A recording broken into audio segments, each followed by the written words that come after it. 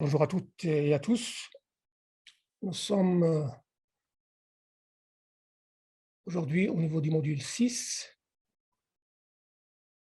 du cours sur l'exploitation des connaissances, du système de connaissances géospatiales pour la mise en œuvre de la SDK. Ce module 6 sera consacré à des études de cas.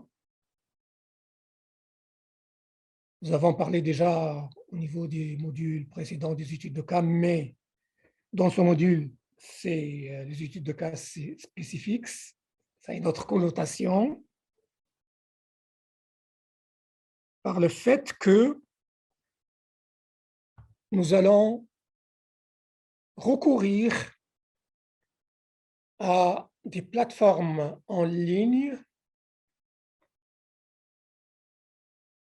des plateformes géospatiales en ligne, pour réaliser des exercices pratiques dans la lignée de ce que nous venons de présenter au niveau des différents modules.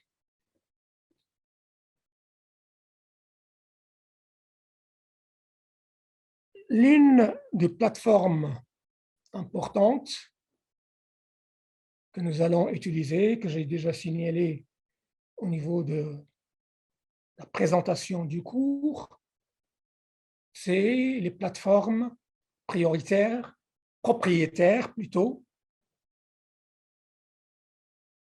d'Esri.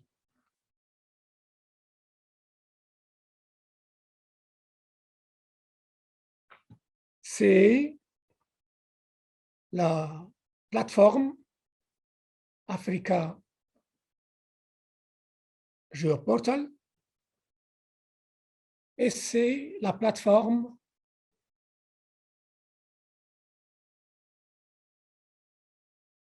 GIS d'Esri ArcGIS Online. Mais je signale aussi pour les personnes qui s'intéressent aux plateformes ouvertes, l'existence de plateformes ouvertes, notamment GeoNode, sur lesquelles peuvent être effectués des exercices similaires à ceux qui vont être traités sur la plateforme propriétaire que je viens de signaler. L'objectif est de permettre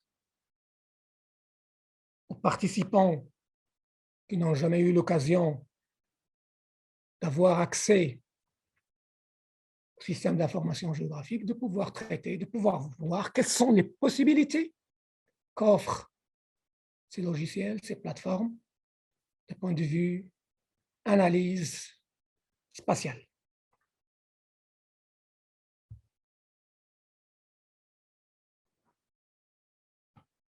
Nous avons présenté au niveau du module 1 une étude de cas sur l'utilisation de l'information géospatiale au niveau de l'Afrique centrale, sur le corridor de transport au niveau de l'Afrique centrale.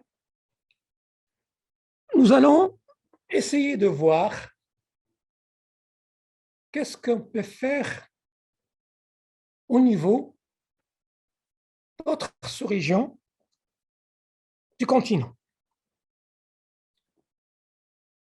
J'ai parlé de l'Africa Geoportal.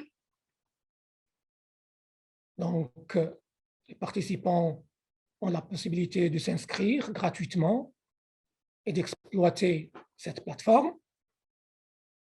Et ils vont y trouver que la CDAO, il y a des données sur la CDAO. Il y a même une infrastructure de données spatiale de la CDAO. L'objectif de cet exercice est de rentrer dans cette plateforme, d'examiner ce qui existe comme données au niveau de cette infrastructure de données spatiale, de la CDAO, et les possibilités d'analyse qui peuvent être effectuées en se référant au cas de l'Afrique centrale. Je donnerai des références à une étude très importante, un projet,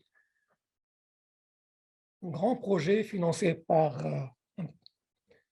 ça doit être le Japon, au niveau de la CDAO, sur le corridor de l'anneau de croissance en Afrique de l'Ouest. Cacao.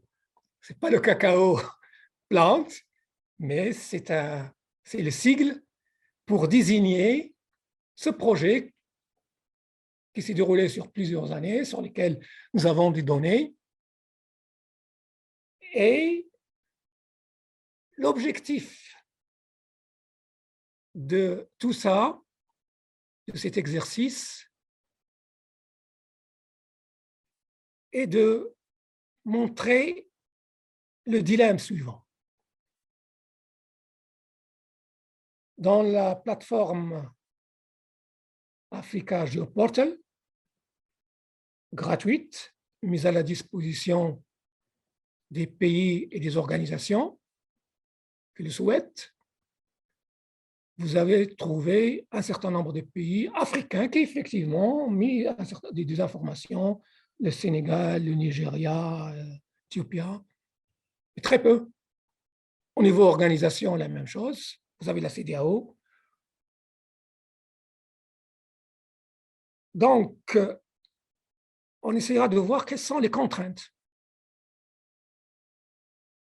qui freinent l'utilisation de ce genre de plateforme, ce genre de technologie. À un certain moment, on pensait que les logiciels, les licences de logiciels étaient onéreux, etc., etc. Donc, c'était un obstacle. Mais même pour les pays, les organisations qui ont acquis des logiciels, est-ce que effectivement ça a été utilisé dans un cadre qui permet d'optimiser ou non? Donc, nous allons voir au niveau de ce cas quels sont les problèmes qui se posent et en tirer les conclusions qui s'imposent. Un autre élément important, c'est lié à la pandémie Covid-19 et ses impacts sur les objectifs de développement durable. Comment utiliser la technologie spatiale, elle a déjà été utilisée pour des tableaux de bord pour le suivi de la pandémie, à l'échelle globale, à l'échelle africaine. Nous avons la CEA qui a fait un travail dans ce sens, et au niveau des pays. Et l'élément important à dire, c'est de voir quel est l'apport, justement, d'une infrastructure de données géospatiales, quand il existe, pour aider à mieux comprendre, à suivre cette pandémie.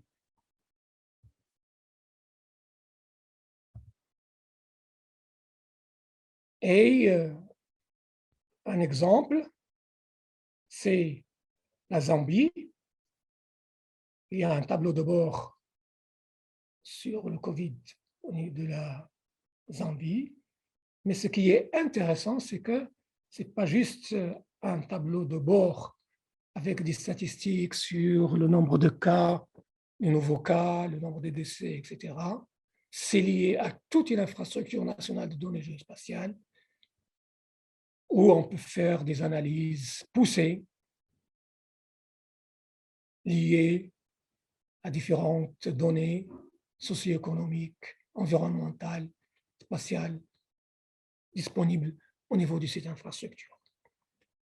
Donc, l'étude de cas, c'est de voir comment, en utilisant la plateforme Africa ArcGIS Online, comment construire des tableaux de bord,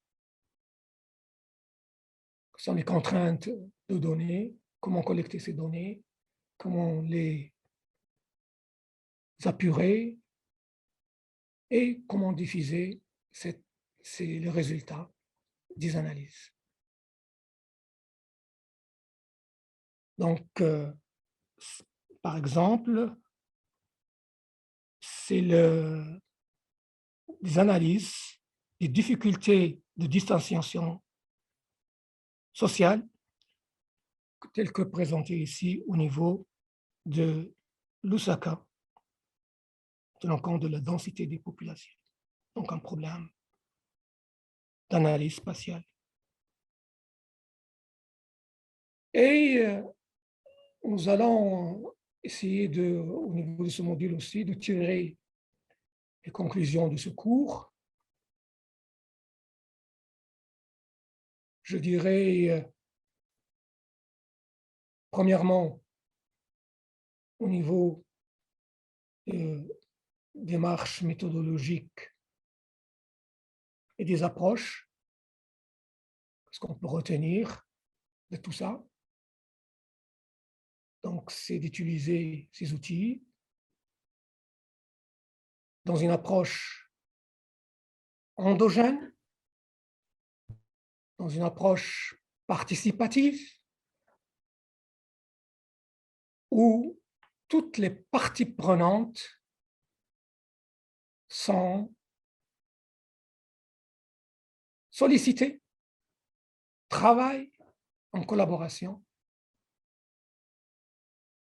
Ce ne sont pas des projets qui se fassent en secret dans une organisation par des bureaux d'études, souvent étrangers.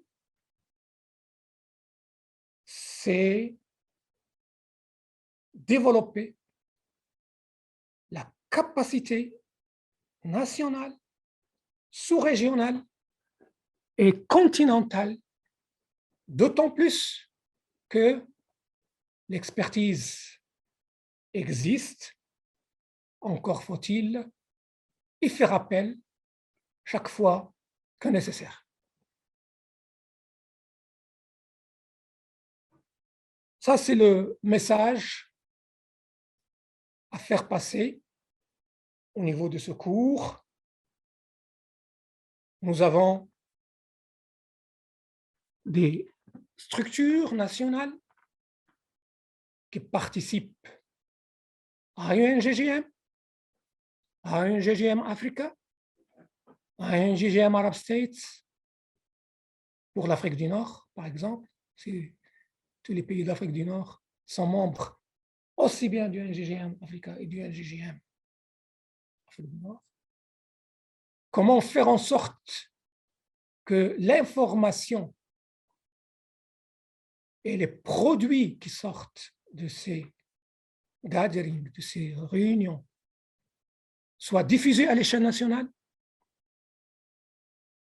que l'institution en charge de représenter le pays fasse son travail et accomplisse sa responsabilité en diffusant l'information, en pilotant les processus à l'échelle nationale pour pouvoir avancer.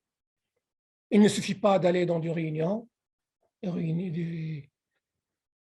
et après on classe des rapports il faut les mettre en œuvre.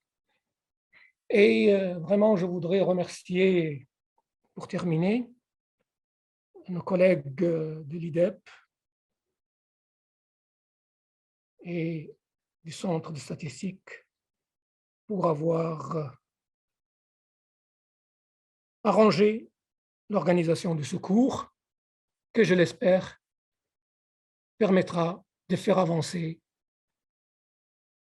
ce que je viens de dire, les messages que je viens de lancer, parce que parfois nous sommes frustrés de voir les choses se passer d'une manière qui va à l'encontre des intérêts nationaux, alors que tout est là pour aider justement s'il y avait un peu de bonne volonté, de partage de l'information, de faire, d'assumer ses responsabilités.